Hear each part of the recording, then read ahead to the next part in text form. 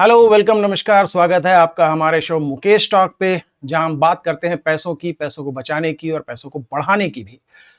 और पैसों को बढ़ाने के सिलसिले में सेबी ने जो नया इंस्ट्रूमेंट मार्केट में लॉन्च किया है और सेबी की परमिशन के बाद कई म्यूचुअल फंड्स ने नया जो प्रोडक्ट लॉन्च किया है वो है एसआईएफ, स्पेशलाइज्ड इन्वेस्टमेंट फंड। क्या है स्पेशलाइज्ड इन्वेस्टमेंट फंड और इसके बारे में इतनी उत्सुकता, इतने सवाल, इतने डाउट्स हैं, तो मैंने सोचा कि भाई इन सब चीजों को एक एक करके क्लैरिफाई किया जाए। तो सबसे पहले हम बात करें कि पहले भी हमने कहा है कि ये म्यूचुअल फंड एक तरफ, जो कि आम लोगों के लिए सेबी ने बना रखा है, जहां पर छोटे से छोटा इन्वेस्टमेंट भी किया जा सकता है। दूसरी तरफ है पीएमएस, जिसमें इन्वेस्टमेंट करने के लिए मिनिमम इन्वेस्टमेंट अमाउंट 50 लाख था है, और एआईएफ जिसमें इन्वेस्टमेंट करने के लिए मिनिमम थ्रेशोल्ड जो है वो 1 करोड़ है, जो कि आम आदमी की पहुंच से थोड़ा बाहर है। ये दोनों ही जो है बहुत ही निश इन्वेस्टर्स के लिए था और हाई एंट्री बैरियर था। तो वो इन्वेस्टर्स जो स्टॉक मार्केट की इंट्रिकेसीज को समझते हैं, उसकी ऊंच नीच को समझते हैं और प्रिपेयर होते हैं थोड़ी ज्यादा वॉलेटिलिटी के लिए, उनके लिए पीएमएस और एआईएफ थे। लेकिन क्योंकि म्यूचुअल फंड बहुत कम अमाउंट से शुरू हो सकता है और पीएमएस एआईएफ के लिए एंट्री बैरियर ज्यादा था, तो दोनों के बीच की एक कड़ी निकाली गई और वो है एसआईएफ, स्पेशलाइज्ड इन्वेस्टमेंट फंड, जिसमें मिनिमम इन्वेस्टमेंट 10 लाख रुपए है और एट एनी गिवन टाइम आपका जो इन्वेस्टमेंट है वो 10 लाख रुपए रहना चाहिए। तो जितनी भी मिडिल क्लास इन्वेस्टर्स हैं आज की तारीख में, लगभग सभी 10 लाख या उससे ज्यादा की बचत करते हैं, इन्वेस्टमेंट करते हैं। तो एसआईएफ उनके लिए बहुत ही अच्छा प्रोडक्ट है। म्यूचुअल फंड जो है हाईली रेगुलराइज्ड, हाईली रेगुलेटेड और बहुत सारे नियमों में बंधा हुआ प्रोडक्ट है, क्योंकि सेबी का हमेशा से सोचना रहा है कि आम जनता का पैसा बचना चाहिए, मार्केट की वॉलेटिलिटी में उसका नुकसान नहीं होना चाहिए। और इसीलिए म्यूचुअल फंड के लिए बहुत सारे ऐसे रेगुलेशन बना रखे थे, जिसकी वजह से जो फंड मैनेजर है म्यूचुअल फंड हाउस में, उनके भी हाथ बंध जाते थे और इसीलिए एक सस्टेन्ड, कंसिस्टेंट, लेकिन जो मार्केट का पोटेंशियल है उससे कम रिटर्न म्यूचुअल फंड में जनरेट होता है।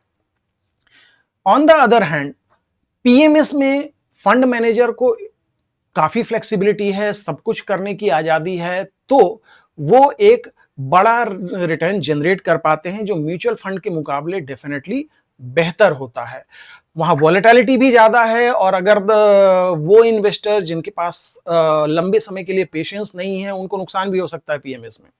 पीएमएस में आप तभी जाएं जब आप वॉलेटिलिटी से बहुत ज्यादा डर ना लगे, क्योंकि उसमें वो पॉसिबल है, क्योंकि वो मार्केट को क्लोजली ट्रैक करने की कोशिश करते हैं उसमें, और मार्केट की वॉलेटिलिटी का पीएमएस में फर्क पड़ता है। तो वो इसीलिए मतलब बड़े इन्वेस्टर्स जिनको छोटी मोटी वॉलेटिलिटी से फर्क नहीं पड़ता, उनके लिए था। एसआईएफ दोनों को मिला के बनाया गया है। तो पीएमएस की तरह एसआईएफ में कई चीजों की आजादी दी गई है। एमएफ के मुकाबले, म्यूचुअल फंड के मुकाबले रेगुलेशन थोड़े से कम हैं। अब ये जानना बहुत इंपॉर्टेंट है कि म्यूचुअल फंड के मुकाबले कौन कौन से रेगुलेशन कम हुए हैं। तो चलिए एक एक करके डिस्कस करते हैं। तो सबसे पहले तो बात करें डेरिवेटिव एक्सपोजर की। डेरिवेटिव यानी कि futures and options. Mutual fund में डेरिवेटिव एक्सपोजर सिर्फ और सिर्फ हेजिंग के लिए इस्तेमाल होता है ना। अब हेजिंग क्या होती है? मान लीजिए आप कहीं खतरनाक पहाड़ों में आपने देखा है, लोग पहाड़ चढ़ते हैं तो क्या करते हैं, रस्सी से एक दूसरे को बांधे रखते हैं, है ना, ताकि अगर किसी एक का पैर फिसल भी जाए तो बाकी लोग उसे बचा लें। यही है हेजिंग। यानी कि mutual fund by nature long only fund है, उसमें शॉर्टिंग अलाउड नहीं है। जबकि मार्केट हमेशा ऊपर चले ऐसा तो नहीं होता है, मार्केट तो नीचे भी जाता है। तो वहां पर हेजिंग के लिए यानी कि पोर्टफोलियो को बचाने के लिए डेरिवेटिव्स अलाउड थे और वो भी लिमिटेड, जबकि एसआईएफ में बाकायदा नेकेड शॉर्टिंग अलाउड है, पूरे पोर्टफोलियो वैल्यू का नहीं, उसकी लिमिट लगाई है सेबी ने। 25% ऑफ पोर्टफोलियो फंड जो है या नेट एसेट जो है उसको शॉर्टिंग के लिए यूज किया जा सकता है। अब इसका फायदा क्या है? फायदा यह है कि जब मार्केट ऊपर चल रहा होता है तब तो सबको बहुत अच्छा लगता है, लेकिन जब मार्केट नीचे आ रहा होता है तो किसी को अच्छा नहीं लगता ऑफ कोर्स। और जब मार्केट नीचे आता है तो म्यूचुअल फंड भी नीचे आता है, क्योंकि म्यूचुअल फंड जैसा मैंने बताया by nature long only fund है, तो वो मार्केट के साथ भी नीचे आता है। अब ये फंड मैनेजर के स्किल पे डिपेंड करता है, इसलिए जरूरी नहीं है कि जितना मार्केट नीचे आया है उतना ही म्यूचुअल फंड भी नीचे आए, उससे कम हो सकता है, बट डाउन टर्न तो उसमें भी आएगा। जबकि एसआईएफ में एक्चुअली शॉर्टिंग के जरिए रिटर्न जनरेट किया जा सकता है, यानी कि जब मार्केट नीचे जा रहा है तब भी एसआईएफ का नीचे जाना तो दूर की बात, वो एक्चुअली उसकी वैल्यू बढ़ रही होगी। तो ये एक है ना एडवांटेज, मार्केट की वॉलेटिलिटी से न सिर्फ बचाया जा रहा है बल्कि रिटर्न भी जनरेट किया जा रहा है। चलिए दूसरा फर्क देखते हैं, single company equity exposure. SEBI ने बहुत क्लियरली लिमिट लगा रखी है म्यूचुअल फंड्स में कि आप किसी एक कंपनी का जो शेयर है वो अपने टोटल पोर्टफोलियो के 10% से ज्यादा नहीं ले सकते, ठीक। जबकि एसआईएफ में फिलहाल तो लिमिट यही है 10%, और इसके पीछे लॉजिक ये है कि अगर उस कंपनी के शेयर गिरने लगे तो पोर्टफोलियो ज्यादा ना बिगड़े, 10% का ही रिस्क है ना। तो ये सिंगल कंपनी के इक्विटी एक्सपोजर में दोनों में लिमिट सेम है, म्यूचुअल फंड और एसआईएफ में। अब हम बात करें सिंगल कंपनी के डेट एक्सपोजर। म्यूचुअल फंड में अप टू 10% ऑफ एनएवी यानी कि टोटल पोर्टफोलियो का 10% एक सिंगल कंपनी के डेट में लगाया जा सकता था म्यूचुअल फंड में, जबकि यही लिमिट एसआईएफ में 20% कर दी गई है। अब मान लीजिए कि एक कंपनी है, बहुत ही स्टेबल कंपनी है, उसका ट्रैक रिकॉर्ड बहुत अच्छा है, AAA रेटेड डेट है, और फंड मैनेजर चाहता है कि अगर मुझे डेट पोर्शन कवर करना है तो मैं इसी कंपनी का डेट ज्यादा लूं, लेकिन म्यूचुअल फंड में उसके पास लिमिट थी कि वो 10% पोर्टफोलियो से ज्यादा ले ही नहीं सकता था। एसआईएफ में ये आजादी दी गई है कि नहीं भाई, आप 20% तक यूज कर सकते हैं, तो ये एडवांटेज हुआ डेफिनेटली, है ना। म्यूचुअल फंड में मजबूरी है फंड मैनेजर की, उसे एक कंपनी के 10% से ज्यादा वो ले नहीं सकता, फिर उसे दूसरी कंपनी का डेट लेना पड़ेगा, जबकि यहां 20% लिया जा सकता है, तो ये एक फ्लेक्सिबिलिटी है। तीसरी बात करें सिंगल सेक्टर। अब मान लीजिए फंड मैनेजर को दिखाई दे रहा है कि भाई ये इंफ्रास्ट्रक्चर सेक्टर है, ये बहुत अच्छा चलेगा, और वो अपना डेट एक्सपोजर इंफ्रास्ट्रक्चर में ही रखना चाहते हैं, तो म्यूचुअल फंड में ये जो लिमिट थी 20% ऑफ एनएवी थी, अपने टोटल नेट एसेट वैल्यू का 20% वो सिंगल सेक्टर के स्टॉक्स में या सिंगल सेक्टर की कंपनियों के डेट में यूज कर सकते थे, जबकि एसआईएफ में ये लिमिट बढ़ा के 25% कर दी गई है। तो अगेन एसआईएफ में फंड मैनेजर के पास फ्लेक्सिबिलिटी बढ़ जाती है। अब single company credit risk based exposure, है ना, तो आपको मालूम है जो कंपनियां अपने डेट इंस्ट्रूमेंट जारी करती हैं, जो बॉन्ड जारी करती हैं, उनकी रेटिंग होती है, AAA rating, AA rating, A rating, है ना। तो जो म्यूचुअल फंड में पहले लिमिट्स थी, AAA रेटिंग के बॉन्ड्स में 10% से ज्यादा एनएवी का फंड यूज नहीं कर सकते थे, लेकिन एसआईएफ में अब ये 25% कर दिया गया है। AA रेटिंग वाले में 8% से ज्यादा फंड यूज नहीं कर सकते थे, जबकि एसआईएफ में ये 16% कर दिया गया है। सिमिलरली सिंगल ए रेटिंग वाले जो डेट पेपर्स हैं, उसमें मैक्सिमम एनएवी का 6% फंड ही इन्वेस्ट किया जा सकता था, जबकि एसआईएफ में यह लिमिट 12% है, यानी कि सीधे डबल कर दी गई है ये लिमिट्स। फिर हम बात करें इनविट एक्सपोजर की। इनविट क्या होता है? इन्वेस्टमेंट ट्रस्ट होते हैं। इनमें पहले जो म्यूचुअल फंड में जो लिमिट्स है वो आज भी वही लिमिट्स है, पहले या बाद के नहीं, म्यूचुअल फंड में आज भी वही लिमिट है, और वो लिमिट है 10% एनएवी का। तो एनएवी के 10% फंड को इनविट में डाला जा सकता है म्यूचुअल फंड के केस में, जबकि एसआईएफ में यही लिमिट 20% है।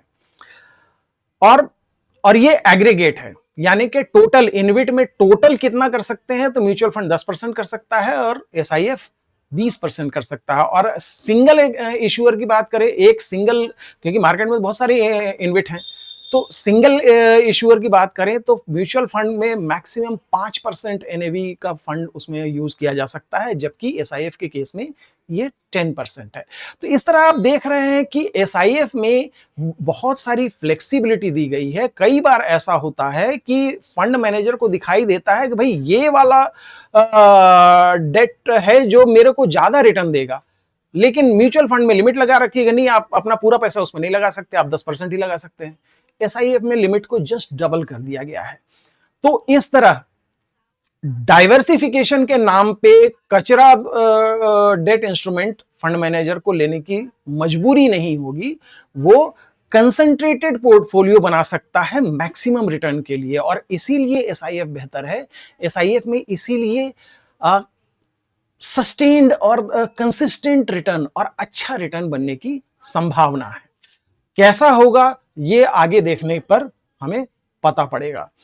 अब यहां पर हम थोड़ा सा टैक्सेशन भी बात करें, है ना, क्योंकि कोई भी इन्वेस्टमेंट और कोई भी रिटर्न हम बिना टैक्सेशन के तो चैप्टर खत्म कर ही नहीं सकते। तो अगर हम पीएमएस की बात करें जिसमें 50 लाख एंट्री बैरियर है, तो उसमें जितने ट्रांजैक्शन चार्जेस हैं, जितने टैक्सेस हैं, जितने एक्सचेंज चार्जेस हैं, ये सारे के सारे कस्टमर को, इन्वेस्टर को बियर करने हैं। पीएमएस फंड कुछ भी अपने ऊपर नहीं लेता, सारे चार्जेस आपको बियर करने हैं, इंक्लूडिंग टैक्सेशन। जो टैक्स होगा, अगर फंड मैनेजर ने कोई स्टॉक लिया और 9 महीने में बेच दिया, प्रॉफिट मिला, ठीक है, लेकिन वो शॉर्ट टर्म कैपिटल गेन में आ जाएगा, और एसटीसीजी का रेट 20% है, ठीक है ना। जबकि म्यूचुअल फंड में और इवन एसआईएफ में, क्योंकि एसआईएफ की ब्यूटी यही है कि उसका टैक्सेशन म्यूचुअल फंड के जैसा है। तो जैसे कि म्यूचुअल फंड में जो फंड मैनेजर है, कोई स्टॉक खरीद के चाहे तो वो 2 साल रखे और चाहे तो 2 महीने बाद निकाल दे, तो भी इन्वेस्टर को कोई फर्क नहीं पड़ता, उसको short term capital gain tax नहीं देना है। उसकी टैक्स लायबिलिटी तभी बनती है जब वो म्यूचुअल फंड रिडीम करता है, या एसआईएफ के केस में एसआईएफ को रिडीम करता है, तब ही टैक्स लायबिलिटी बनती है।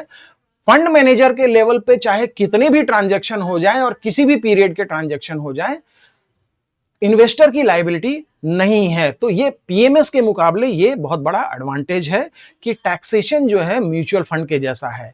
अब अगर इक्विटी के केस में अगर हम बात करें, अगर आप इक्विटी में 1 साल से पहले अपना पैसा निकालते हैं तो फ्लैट 20% टैक्स है, और वो आपके गेन पर है ना। मान लीजिए आपने 10 लाख इन्वेस्ट किए, 10 महीने बाद या 11 महीने बाद आप देख रहे हैं कि भाई ये 20% बढ़ गया, ये वैल्यू 12 लाख हो गया, है ना। तो आपके पास 2 ऑप्शन है। पहला, अगर आप निकालना चाहते हैं तो 2 ही ऑप्शन है। पहला, आप 2 लाख निकाल सकते हैं अप टू 2 लाख, है ना, 10 लाख आपको छोड़ना है अगर आप बने रहना चाहते हैं, और या फिर पूरा 12 लाख निकाल लीजिए, ठीक। इन बोथ द केसेस जो आपका अर्निंग है ना, और ये आप निकाल रहे हैं, तब अगर आप निकालते हैं तो अर्निंग का 20% शॉर्ट टर्म के केस में, है ना, यानी कि 1 साल से पहले अगर आप निकालते हैं तो अर्निंग का 20% टैक्स लगेगा। अगर आप 1 साल के बाद निकालते हैं तो 1 साल के बाद निकालते हैं तो आपकी जितनी भी अर्निंग, अभी जो मैंने एग्जांपल बताया कि 10 लाख का 12 लाख हो गया और वो आपने 1 साल 1 महीने बाद निकाला, ठीक है, तो आपका नेट गेन कितना है, 2 लाख गेन है। इसमें पहले 1.25 लाख रुपए पे कोई टैक्स नहीं है, और बचे हुए 75,000 का 12.5% टैक्स है। तो है ना टैक्स एफिशिएंसी। तो ये एक और वजह है एसआईएफ में लंबा बने रहने की। और देखिए, जब मैंने कहा कि म्यूचुअल फंड और पीएमएस के बीच की चीज है, पीएमएस कभी भी 5 साल से कम के लिए नहीं किया जाता, तो एसआईएफ में भी अगर आपको अच्छा रिटर्न चाहिए तो इसे 5 साल, 7 साल, 10 साल के लिए आइए। अगर आपका टारगेट 1 या 2 साल है, प्लीज एसआईएफ आपके लिए नहीं है। इनफैक्ट म्यूचुअल फंड भी आपके लिए नहीं है। अगर आपका इन्वेस्टमेंट होराइजन 1 साल या 1.5 साल है तो प्लीज आप एफडी कर लीजिए। मार्केट से रिलेटेड कोई भी इंस्ट्रूमेंट 1 साल या 2 साल के लिए नहीं है, क्योंकि शॉर्ट टर्म में वॉलेटिलिटी हो सकती है। पिछले 1 साल से मार्केट ने नेगेटिव रिटर्न दिया है, ठीक है, तो बहुत लोगों की सांस फूल जाएगी कि अरे भाई इससे तो अच्छा मैंने एफडी कर दिया होता, मेरे को रिटर्न आ जाता, है ना। तो ये सोच जो है इक्विटी से रिटर्न कमाने में बहुत बड़ी बाधक है। जब आपने इक्विटी में इन्वेस्ट किया है तो कम से कम 5-7 साल बने रहिए और मार्केट की वॉलेटिलिटी से ऊपर नीचे होने से परेशान ना होइए, आपका बहुत अच्छा रिटर्न बनेगा। ठीक है, तो ये तो मैंने इक्विटी में बात की। अब आपको मालूम है कि quant mutual fund, SBI mutual fund और ईडलवाइस म्यूचुअल फंड तीनों ही हाइब्रिड कैटेगरी में भी लॉन्ग शॉर्ट एसआईएफ लेकर आ रहे हैं। क्वांट का तो ऑलरेडी लॉन्च हो गया 25 सितंबर से, और एसबीआई का मैग्नम एसआईएफ और ईडलवाइस का अल्टीवा एसआईएफ, और दोनों हाइब्रिड कैटेगरी में है। ये 1 अक्टूबर से लॉन्च हो रहे हैं। हाइब्रिड कैटेगरी में आपको अगर आसान टैक्सेशन चाहिए तो आपको कम से कम उसको 2 साल रखना है। 2 साल से पहले आप निकालेंगे तो जो आपका एग्जिस्टिंग टैक्स स्लैब है, आप जिस टैक्स स्लैब में आते हैं उसके हिसाब से टैक्स लगेगा। लेकिन अगर आप उसको 2 साल से ज्यादा रखते हैं, 2 साल के बाद निकालते हैं, तो फ्लैट 12.5% का आपको टैक्स लगेगा। तो टैक्स एफिशिएंसी की हम जब भी बात करेंगे, आपको इन्वेस्टमेंट लंबा रखना है। अब नेक्स्ट चीज जो है, पहले तो हम अपडेट की बात कर लें, कौन कौन से एसआईएफ लॉन्च हो चुके हैं और कौन कौन से आ रहे हैं। एज ऑफ टुडे 17 सितंबर से क्वांट का equity long short SIF launch हो चुका है, जो कि 1 अक्टूबर तक उसका एनएफओ चल रहा है। इसके अलावा क्वांट का ही हाइब्रिड लॉन्ग शॉर्ट फंड 25 सितंबर से लॉन्च हो चुका है, जो 7 अक्टूबर तक चलने वाला है एनएफओ। ईडलवाइस का अल्टीवा एसआईएफ हाइब्रिड कैटेगरी में और SBI magnum SIF hybrid category में, ये दोनों 1 अक्टूबर से लॉन्च हो रहे हैं। 15 अक्टूबर तक इनका एनएफओ चलेगा। अब हम बात करें कि एक बहुत बड़ा कंफ्यूजन है, क्योंकि एसआईएफ में मैंने पहले भी वीडियो बनाए हैं और मेरे पास सवाल आया है कि अगर मैंने इन्वेस्टमेंट किया और मार्केट की वजह से वो इन्वेस्टमेंट 10 लाख से नीचे आ गया, तो क्या मुझे उसे रिप्लेनिश करना पड़ेगा? जवाब है नहीं। अगर आपने 10 लाख का इन्वेस्टमेंट किया है और मार्केट के डाउन मूवमेंट की वजह से उसकी वैल्यू नीचे आई है, जो कि शॉर्ट टर्म में हो सकता है, लॉन्ग टर्म में वो नहीं होगा, क्योंकि एसआईएफ में जो स्ट्रैटेजीज है वो मतलब इनहेरेंट स्ट्रैटेजीज ऐसी हैं कि वो आपका पोर्टफोलियो आगे ही बढ़ेगा, बहुत कम संभावना है उसके गिरने की। एटलीस्ट म्यूचुअल फंड के मुकाबले उसमें एडवांटेज है। लेकिन अगर मार्केट की वजह से वो वैल्यू 10 लाख से नीचे आती है, तो आपको फिर से रिप्लेनिश करने की जरूरत नहीं है। ये करने की जरूरत तब आएगी जब आप उसे निकालेंगे, जब आप रिडेम्पशन करते हैं, या एक एसआईएफ से दूसरे एसआईएफ में आप ट्रांसफर कर रहे थे, या एसआईएफ से आप किसी और इंस्ट्रूमेंट में कंटिन्यूअस ट्रांसफर कर रहे थे, और उस केस में अगर वैल्यू 10 लाख से नीचे चली जाती है, तो इन जनरल आपको 30 डेज का नोटिस दिया जाएगा कि प्लीज इस वैल्यू को वापस 10 लाख कीजिए। और अगर आप वैसा नहीं करते हैं तो फिर आपको पूरा का पूरा अमाउंट बाहर निकालना पड़ेगा और आपका एसआईएफ इन्वेस्टमेंट खत्म हो जाएगा। तो ये आई होप मैंने क्लियर किया है कि एक्टिव ब्रीच जब होता है 10 लाख का, तब आपको उसको रिप्लेनिश करने की जरूरत है। अगर पैसिव ब्रीच होता है, आपने इनिशिएट नहीं किया है, बल्कि वो मार्केट की वजह से अगर वो वैल्यू 10 लाख से नीचे गई है, तो आपको उसे रिप्लेनिश करने की जरूरत नहीं है। तो यहां तक क्लियर है। अब इसमें कुछ एक पॉइंट्स हम और डिस्कस करेंगे। पहली चीज है कि मिनिमम इन्वेस्टमेंट 10 लाख है ना, एंड एनएफओ पीरियड में, और मल्टीपल्स ऑफ 10 लाख्स। ठीक है, एक बार एनएफओ खत्म हो जाता है, आप उसमें और बढ़ाना चाहते हैं, है ना, 10 लाख के ऊपर करना चाहते हैं, तो 10-10 हजार से कर सकते हैं। और ये सभी में ऐसा नहीं है। क्वांट के जो फंड्स हैं, क्वांट इक्विटी लॉन्ग शॉर्ट और क्वांट हाइब्रिड लॉन्ग शॉर्ट, उसमें 10,000 के मल्टीपल से आप फर्दर इन्वेस्टमेंट कर सकते हैं। यानी कि 10 लाख तो मिनिमम करना ही है, उसके बाद आप एडिशनल जो करना चाहते हैं वो 10,000 से कर सकते हैं। वहीं पर अगर हम ईडलवाइस के अल्टीवा की बात करें, तो इसमें मिनिमम 10 लाख के बाद आप 1000 के मल्टीपल में एडिशनल इन्वेस्टमेंट कर सकते हैं। ठीक है, देखिए म्यूचुअल फंड में ऐसे कोई कंडीशन नहीं है, उसमें मिनिमम 5,000 होता है, उसके बाद 5,000 ₹10 या 5,000 ₹5 भी आप कर सकते हैं।